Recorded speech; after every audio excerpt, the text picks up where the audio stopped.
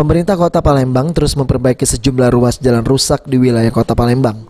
Salah satunya perbaikan jalan rusak yang berada di Jalan Serumpun Bunda, Kecamatan Sukarami, sepanjang 100 meter.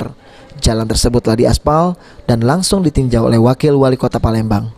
Usai meninjau perbaikan jalan, Fitrianti Agustinda mengatakan, dari hasil kunjungan kerja di beberapa ruas jalan rusak, penyebabnya hampir 80% saluran airnya tidak lancar atau tersumbat, serta tidak memiliki saluran air, sehingga saat hujan turun, air tergenang di jalan menyebabkan jalan cepat rusak.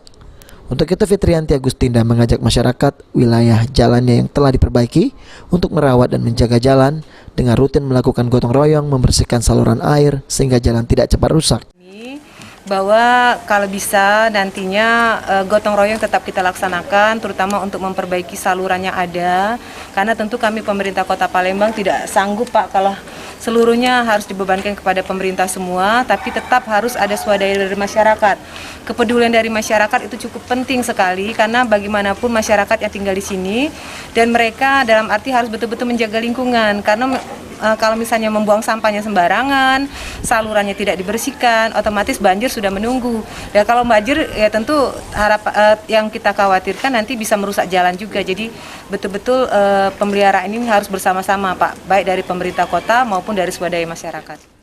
Pemerintah Kota Palembang menghimbau kecamatan atau kelurahan untuk mengajak rutin melakukan gotong royong masyarakatnya untuk membersihkan lingkungan. Abidin Riwanto, PAL TV.